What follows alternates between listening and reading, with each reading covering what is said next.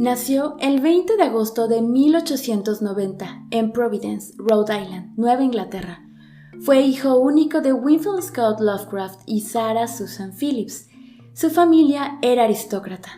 El padre solía viajar mucho, por lo que estaba constantemente lejos de ellos. Además, falleció en 1898 a causa de la sífilis. Antes de su muerte, fue internado en el Butler Hospital por unas terribles alucinaciones. Por esta razón, el triste muchacho se tuvo que aferrar fuertemente a la única figura que le quedaba, su madre. Él es Howard Philip Lovecraft, el sumo sacerdote.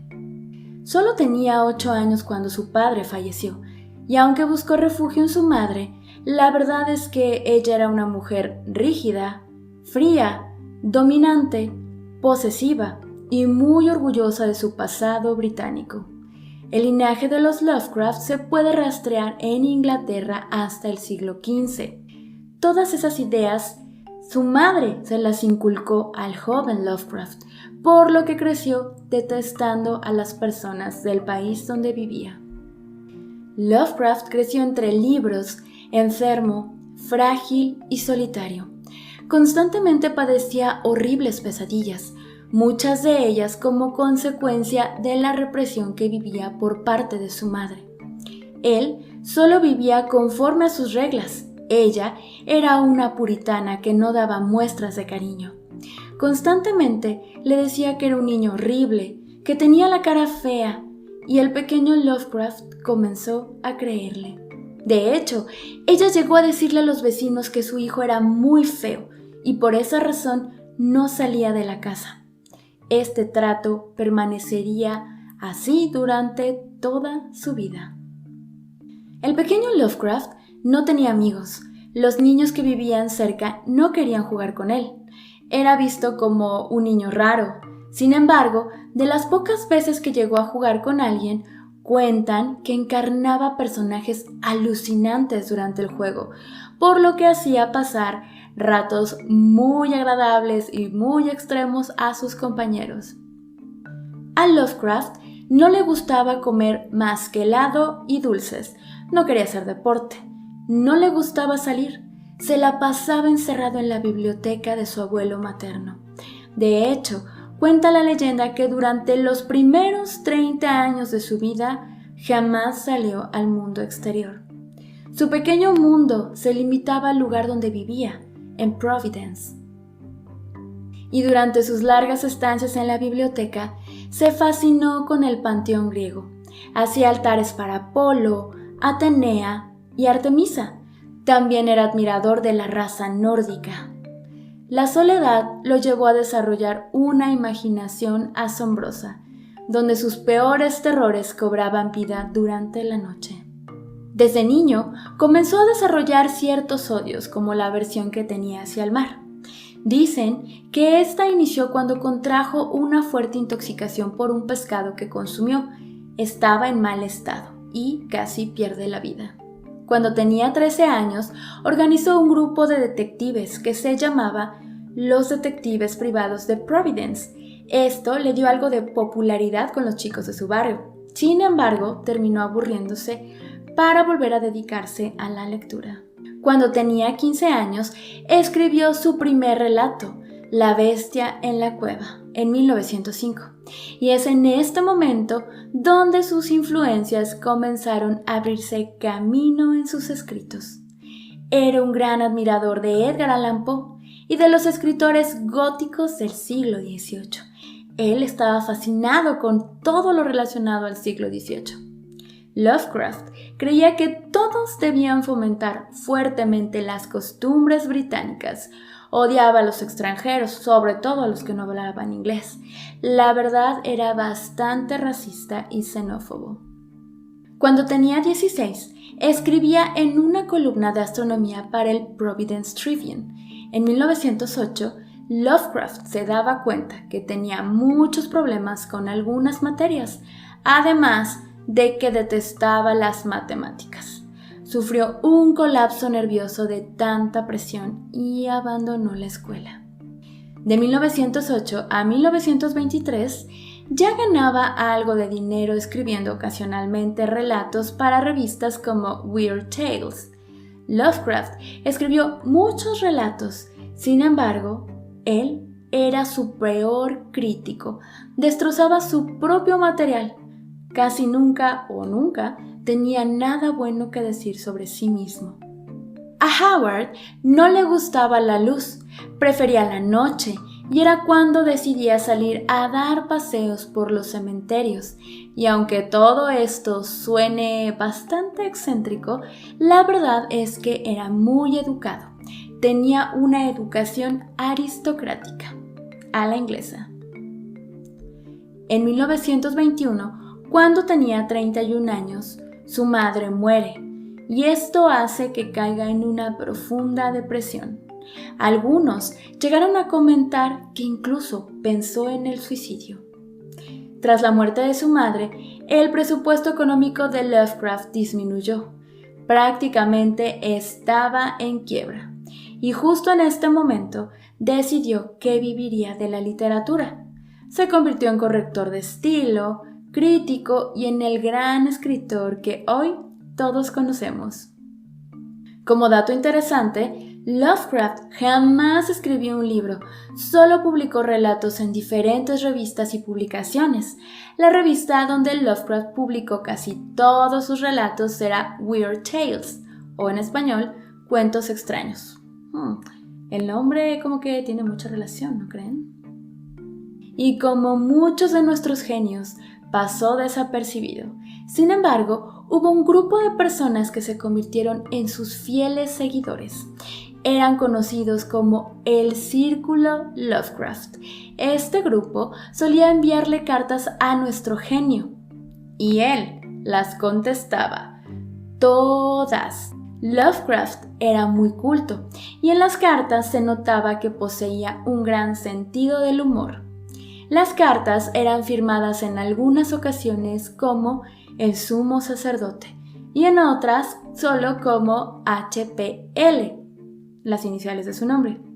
Escribió alrededor de más de 100,000 cartas. ¡Wow! ¿Y ustedes que se quejan del ensayito de 3 cuartillas que les dejaron de tarea? Bueno. En ese círculo ya estaba encontrando a sus primeros discípulos.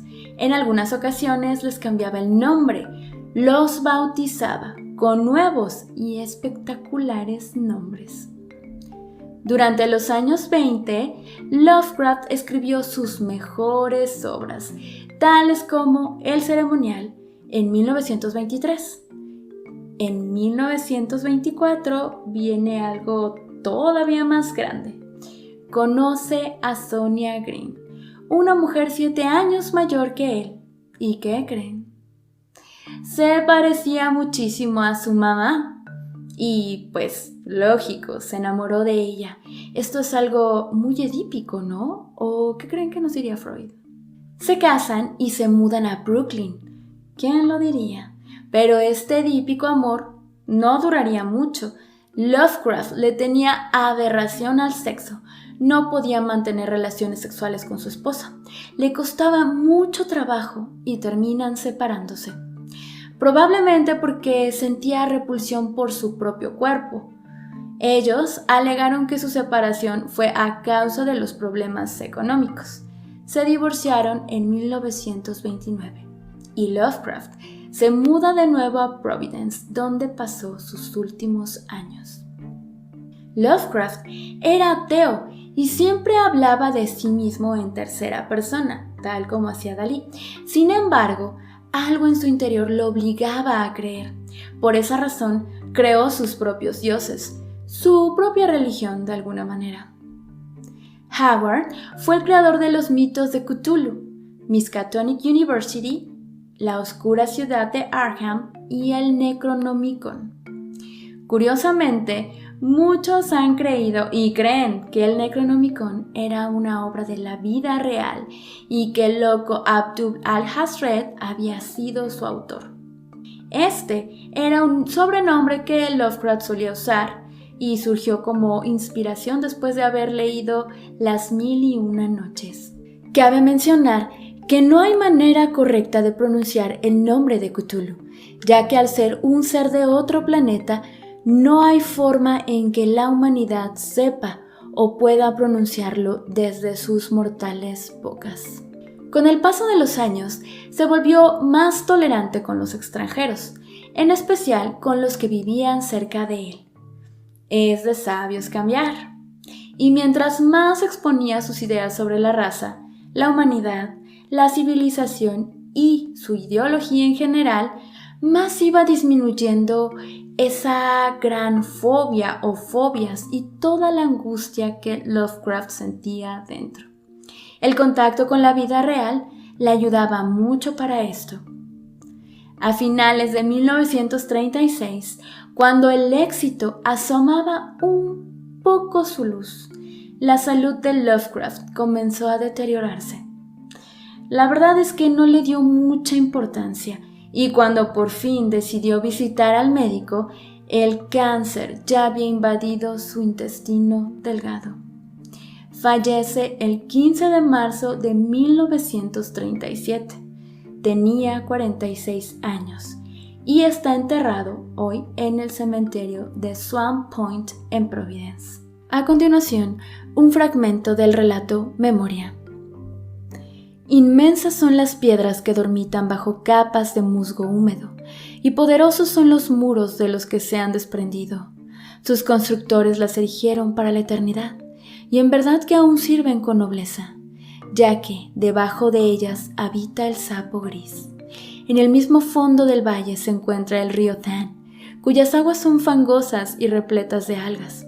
Nace en arroyos ocultos y fluye hacia grutas subterráneas, y el demonio del valle no sabe por qué sus aguas son rojas ni en dónde desemboca. El genio que acecha en los rayos de luna se dirigió al demonio del valle, diciéndole: «Soy viejo, y es mucho lo que he olvidado. Dime los hechos, aspecto y nombre de aquellos que edifican estas ruinas de piedra». Y el demonio repuso: «Mi memoria es buena, y sé mucho del pasado, pero también yo soy viejo. Aquellos seres eran como las aguas del río Than, y no estaban hechos para ser entendidos. No recuerdo sus hazañas, ya que no fueron más que momentáneas. Recuerdo débilmente su aspecto, ya que era parecido al de los pequeños monos arbóreos. Sí recuerdo con claridad su nombre, ya que rimaba con el del río. Esos seres, pretéritos, se llamaban humanidad». Si Lovecraft hubiera vivido un poquito más, su obra hubiera sido reconocida de mejor manera. Gracias a sus discípulos, al círculo Lovecraftiano, la obra de Howard Phillips no quedó en el olvido. La educación que recibimos desde niños nos marca profundamente, y muchas veces de por vida. Lovecraft llegó a reconocer que la educación que recibió por parte de su madre lo devastó. La verdad es que no hay manual para padres. Hacen lo que pueden con las herramientas emocionales y mentales que poseen, y frecuentemente ellos mismos arrastran sus propios demonios. Sin embargo, en nosotros está el decidir el rumbo que queremos seguir, la vida que forjaremos. No es cosa sencilla, pero Lovecraft demostró que se puede cambiar el punto de vista sin importar la edad que tengamos. Para cerrar este episodio, les comparto una frase de Lovecraft que dice así: «La emoción más antigua y más intensa de la humanidad es el miedo, y el más antiguo y más intenso de los miedos es el miedo a lo desconocido». Este episodio va con especial dedicatoria para Daniel Valladares. Gracias por escuchar Genios Atormentados. Espera el siguiente dentro de 2 semanas. No olvides seguirnos en nuestras redes sociales: Twitter, Instagram, YouTube, TikTok y Facebook. Comparte este podcast y recuerda que quizá todos estamos un poco locos.